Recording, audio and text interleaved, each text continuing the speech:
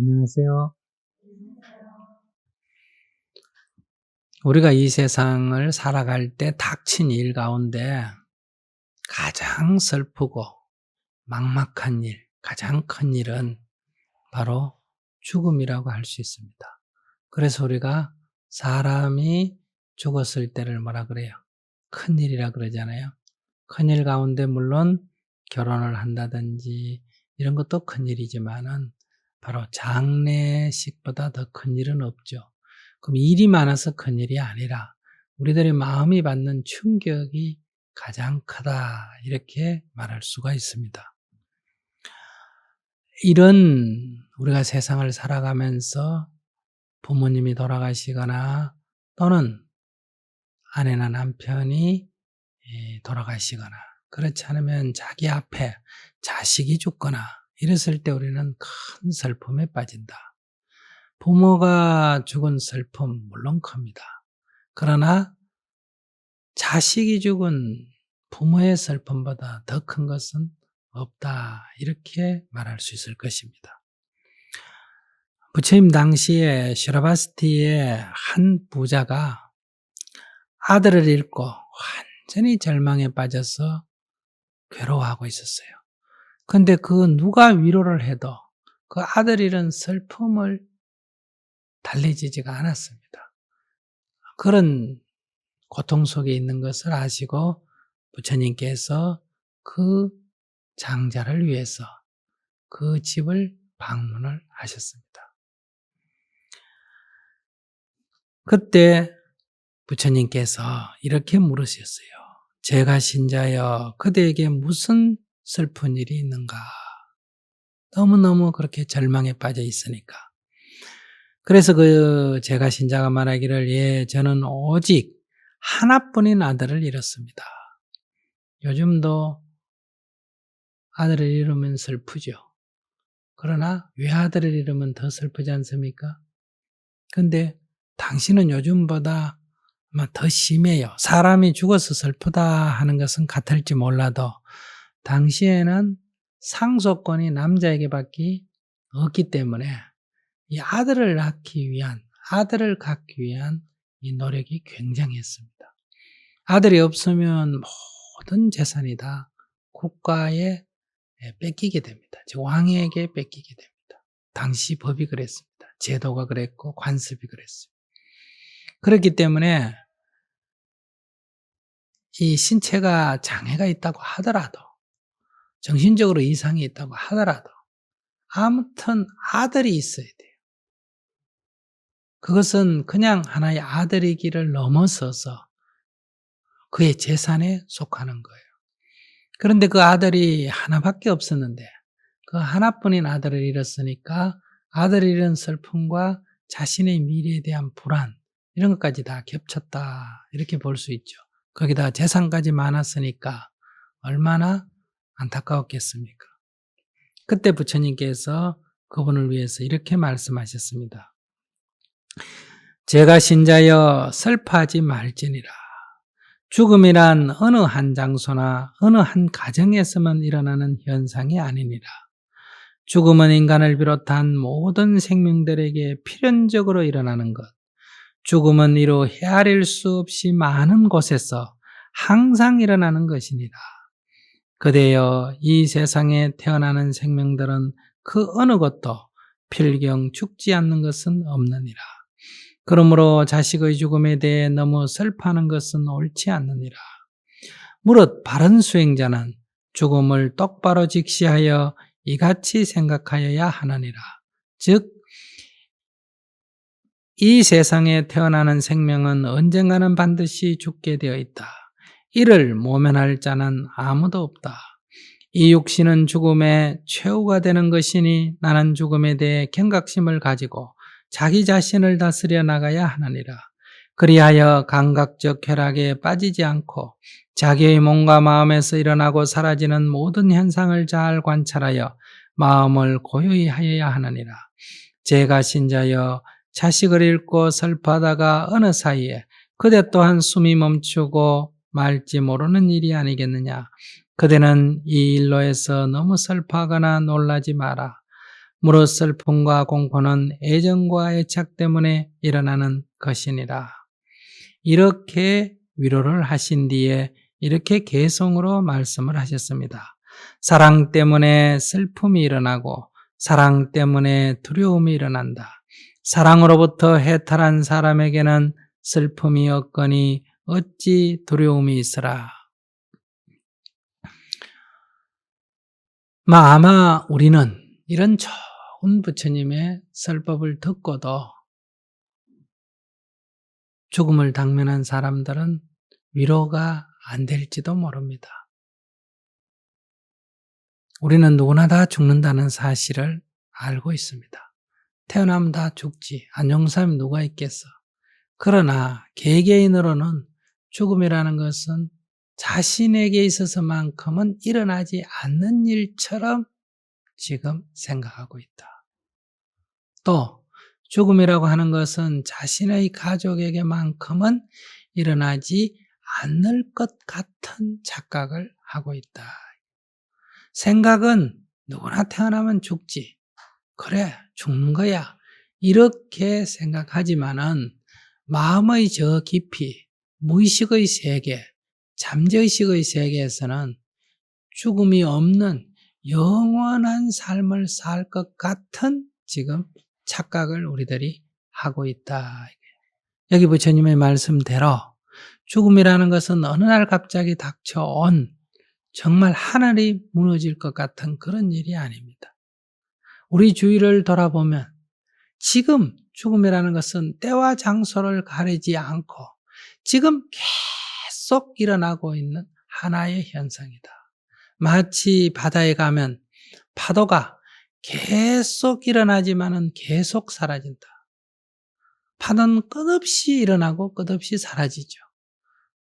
그 파도가 사라지고 있는 것은 지금 어느 바다에나 어느 때나 계속 일어나고 있는 현상입니다. 그런데도 우리가 한 파도에 집착해서 한번 일어난 그 파도가 영원히 지속될 것 같은 그런 착각을 일으킬 때 그 파도가 사라지는 것을 보고 괴로워하거나 슬퍼하게 된다. 그런데 우리가 파도가 일어나고 사라지는 것을 보고 기뻐하거나 슬퍼하지 않는 것은 그것이 일어나고 사라지는 것이 시간과 공간을 가리지 않고 일어나는 하나의 현상일 뿐이다 하는 것을 알기 때문이다. 그처럼 우리 주위를 둘러보면 죽음이라고 하는 것은 삶과 마찬가지로 늘 일어나는 파도와 같은 하나의 현상에 불과하다. 봄이 되면 무수한 새싹이 돋고 나뭇잎이 피어납니다. 그러나 가을이 되면 무수한 풀들이, 나뭇잎들이 떨어져 나간다. 지금 산부인과 병원이나 이런 데서는 아이들이 계속 태어납니다. 그러나 또한 다른 병원에서는 지금도 계속 그 수만큼 어때요? 죽어가고 있습니다. 지금 우리가 이렇게 앉아있는 이 순간에도 수많은 사람들이 태어나고 수많은 사람들이 죽어간다. 이것은 다만 파도가 일어나고 사라지는 것 같은 하나의 현상에 불과하다. 그런데 우리가 그 파도 하나를 아끼고 사랑했어. 그것을 내 것이라고 생각했어. 그것이 영원할 거라고 착각하기 때문에 일어난 파도가 사라질 때 몸부림을 치고 우는 것과 같다. 그것은 잘 살펴보면 참으로 어리석은 일이다. 그러나 사람이 거기에 집착하고 거기에 빠지게 되면 마치 그 일이 하늘이 무너지는 것 같고 땅이 꺼지는 것 같은 참으로 있어서는 안 되는 일이 갑자기 일어난 것 같다. 그러나 그렇지가 않다.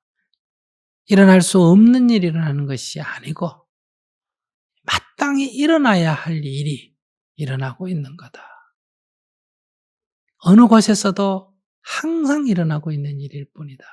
다만 내가 거기에 집착되어질 때, 거기에 사로잡히게 될 때 그것이 큰 슬픔이 되고 큰 괴로움이 될 뿐이다. 그렇기 때문에 죽음으로부터 벗어난다. 생로병사에서 해탈한다는 것은 태어난 것이 죽지 않는 것이 죽음으로부터의 해탈이 아닙니다. 태어나고 사라짐은 하나의 현상일 뿐이다. 삶이라는 것은 그냥 태어나고 사라지고 태어나고 사라지고 일어나고 사라지고 일어나고 사라지고 일어나고 사라지고 바다 전체를 보면 그냥 물결이 출렁이고 있을 뿐이다.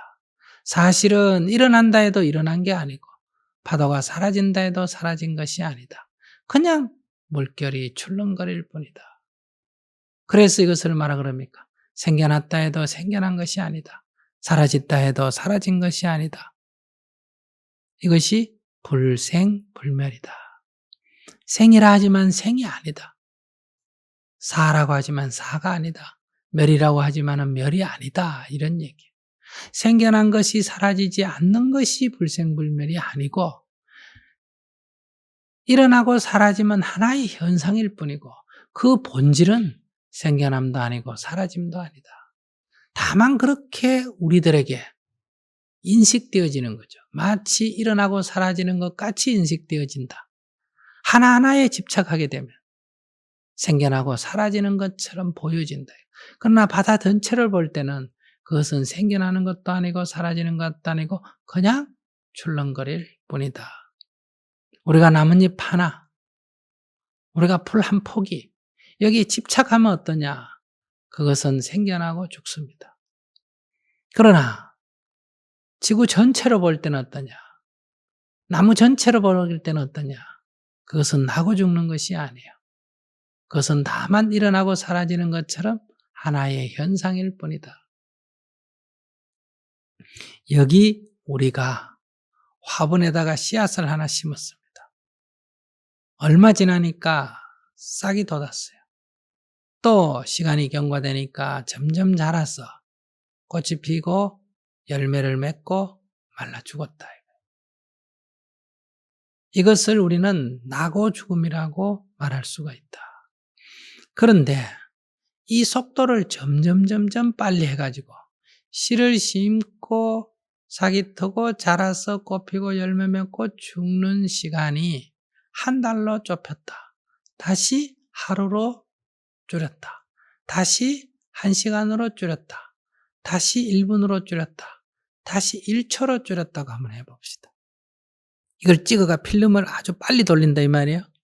그러니까 씨앗에서 다시 열매로 가는 데까지 1초밖에 안 걸린다. 이렇게 돌린다면 이것을 과연 나고 죽는다고 말할 수 있겠느냐? 이게 과연 생기고 사라진다고 말할 수 있겠느냐? 그냥 하나의 현상이 있다. 하나의 현상이 있다. 하나의 변화가 있을 뿐이다. 거기는 난다 해도 맞지 않고 죽는다 해도 맞지 않다. 다만 변화가 있을 뿐이다. 그래서 우리가 이 세상의 모든 것들은 항상 하는 것은 없고 그것은 변화한다. 다만 바닷물결이 출렁거리듯이 이 세상의 모든 것은 그냥 출렁거릴 뿐이다. 변화할 뿐이다. 거기는 난다 해도 맞지 않고 죽는다 해도 맞지 않다. 생겨났다 해도 옳지 않고 사라진다 해도 옳지 않다. 그냥 출렁거릴 뿐이다. 그것은 마치 예를 든다면 얼음으로 된 구슬을 통에 담아서 어린아이에게 줬을 때 그 어린아이가 그 구슬을 갖고 논다. 그러다가 어린아이가 그 구슬통을 두고 밖에 나가서 딴놀이를 하다가 다시 그 구슬통을 봤을 때는 그 구슬통에는 물만 담겨 있다. 그랬을 때 이 어린아이는 뭐라고 하느냐? 엄마, 내 구슬 어디 갔어? 내 구슬이 없어졌어. 누가 내 구슬통에 물을 담아놨어? 물이 여기 어디서 생겨났어? 이렇게 말한다. 그러니까 여기는 고체인 얼음과 액체인 물은 형상이 다르기 때문에 별개로 본다. 그렇기 때문에 형상이 다만 변했을 뿐인데 본질적으로 보면 이것은 생겨나고 사라진 것이 아니고 다만 형상이 변했을 뿐이다. 그런데 그 형상에 집착하게 되면 어떻게 되느냐? 얼음과 물을 별개로 본다. 모양이 다르기 때문에. 그럴 때는 얼음이 녹아서 물이 되면 어떠냐? 얼음의 형상에 집착하게 되면 얼음이 사라졌다고 인식이 된다. 물은 생겼다고 인식이 된다. 그래서 물이 생겼다. 얼음은 없어졌다. 이것이 생멸이다 이거야. 범부중생은 상에 집착하기 때문에 생멸관에 빠지게 된다. 그러나 그 본질을 꿰뚫어 보면 어떠냐? 얼음은 사라진 것이 아니다. 물 또한 생겨난 것도 아니다. 사라진 것이 아니다. 생겨난 것도 아니다. 이것이 바로 불생불멸이다. 그래서 이 불생불멸이라는 용어를 영원하다, 변함이 없다, 이렇게 잘못 이해하고 있다. 불생불멸이라고 말하는 것은 우리가 생하고 멸한다 하는 것이 잘못된 인식에 속한다. 그것은 상에 집착했을 때, 현상에 집착했을 때, 인식상의 오래에서 생겨난 것일 뿐이다. 그러면 본질은 어떠냐? 실제는 어떠냐? 그것은 생겨난 것이 아니다. 그것은 사라진 것도 아니다. 그럼 뭐냐? 다만 변화만 있다. 다만 변화만 있다. 그래서 사물을 어떻게 인식해야 되느냐? 무상한 것이로구나. 이렇게 인식해야 한다. 무상하다 이 말은 허무하다는 얘기가 아닙니다.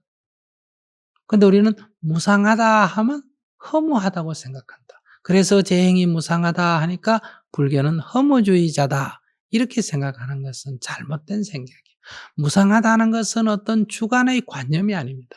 무상하다는 것은 사물의 본질, 사물의 실제 모습, 실제의 세계, 그것을 묘사한 말이다. 실제의 세계는 어떠냐? 무상한 거예요. 어떤 형상도, 어떤 존재도 항상 하는 것이 없다. 영원불면하는 것이 없다. 항상 변화한다.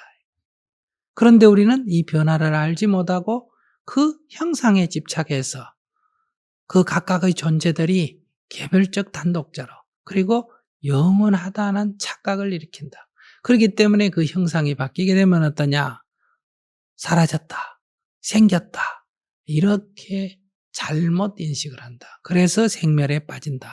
이 생멸관에 빠지기 때문에 우리는 태어났다고 좋아하고 사라졌다고 슬퍼하게 된다. 다만 그 현상을, 그 본질을 있는 그대로 꿰뚫어 볼 수가 있다면 그냥 하나의 변화로 본다. 생겨난 것은 사라진다. 더 본질은 생겨난 것도 아니고 사라진 것도 아니다. 하나의 출렁거림에 불과하다. 그러니 오늘 우리들의 육신은 바로 지수화풍의 인연 따라 모인 것에 불과하고 죽음이라는 것은 인연 따라 흩어지는 것에 불과하다. 그렇기 때문에 지금도 화분에 있는 흙들이 인연 따라 모이게 되면 하나의 아름다운 꽃으로 피어났다가 인연 따라 흩어지게 되면 다시 흙으로 돌아가는 거예요. 다시 말하면 이렇게 변화가 있지 사실은 잘 살펴보면 거기에는 난다 할 것도 없고 죽는다 할 것도 없다. 그렇기 때문에 난다고 기뻐할 것도 아니고 죽는다고 슬퍼하지도 않게 되고 다만 현상을 현상으로 있는 그대로 보게 된다. 이렇게 될 때 죽음에 대한 두려움이 사라져버린다. 죽음을 그냥 하나의 현상으로 받아들인다. 이것이 바로 우리가 죽음으로부터의 벗어남입니다. 죽음으로부터의 벗어납니다. 지금도 수많은 사람들이 계속 초 단위로, 분 단위로, 시간 단위로 죽어가고 있습니다. 그래도 여러분들은 슬프지 않지 않습니까? 왜? 거기에 집착되어 있지 않기 때문에 여러분들은 슬픔이 일어나지 않습니다. 그러나 여러분들이 어떤 하나의 현상에 집착하게 되면 어떠냐? 거기에 바로 슬픔이 생겨나게 된다. 지금 초 단위로 사람들이 태어나고 있습니다. 그러나 여러분들은 기쁘지 않지 않습니까? 왜? 거기에 집착되어져 있지 않기 때문에. 만약에 여러분들이 어떤 한 아이, 어떤 한 사물에 집착하게 되면 거기에 아이가 태어났다. 아들이구나. 이렇게 기쁨이 생겨나게 된다. 그러면 집착되어지지 않는 지금의 상태, 기쁨이 없다. 그럼 이건 괴로움이냐? 그렇지 않습니다.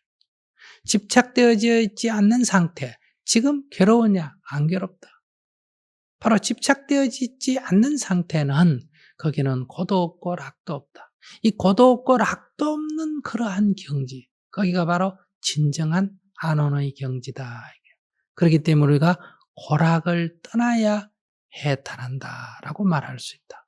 우리는 늘 집착하기 때문에 고하락의 윤회의 수레바퀴를 돌고 도는 거예요.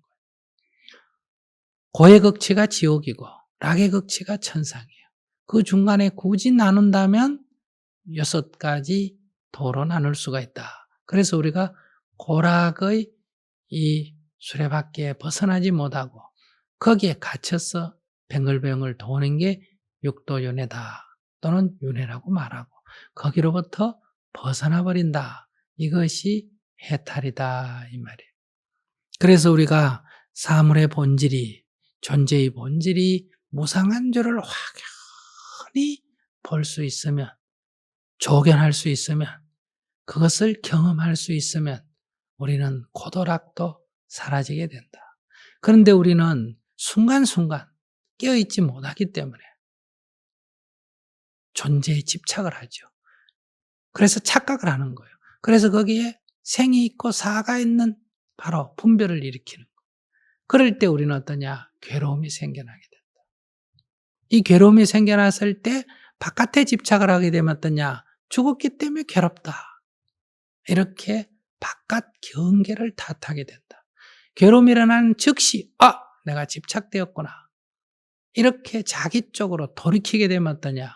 설령 괴로움이 일어났다 하더라도 금방 거기로부터 벗어날 수가 있게 된다. 괴로움을 참고 억누르는 것, 분노를 참고 억누르는 것이 수행이 아니다. 분노가 일어날 때, 괴로움이 일어날 때, 내가 바깥 경계에 사로잡혔구나. 내가 지금 집착되어 있구나 하는 것을 알아차리고 놓아버리게 될 때 바로 분노가 사라지고 괴로움이 사라지는 거다. 그것이 수행이다 이 말이에요. 그런데 우리는 이런 분노를 참고 이런 괴로움의 감정을 억누르는 것이 마치 훌륭한 수행자인 것처럼 생각한다면 그는 해탈은 할 수가 없다. 괴로움을 참을 수는 있지만 그는 괴로움에서 벗어날 수는 없다. 괴로움이 경계의 사로잡힘에서 생겨난 줄 알고 바로 그 사로잡힘에서 벗어날 때, 그것을 놔버리게 될 때 괴로움이 사라지게 된다. 그것이 바로 해탈의 길이다. 그렇기 때문에 우리는 바다에 가서 파도를 응시하듯이 삶과 죽음을 응시해야 합니다. 그래서 수행자는 죽음의 현장에서 죽어가는 사람들을 고요히 응시하고 다만 하나의 현상이 일어나고 있구나. 이렇게 바라볼 때 우리는 경계에 집착하지 않게 된다. 마치 얼음이 녹는 것을 그냥 사실대로 응시하듯이. 그런데 우리는 그것이 내 가족이다, 내 부모다 할 때는 그렇게 되어지지 않는다. 왜? 거기에 애착이 있기 때문에.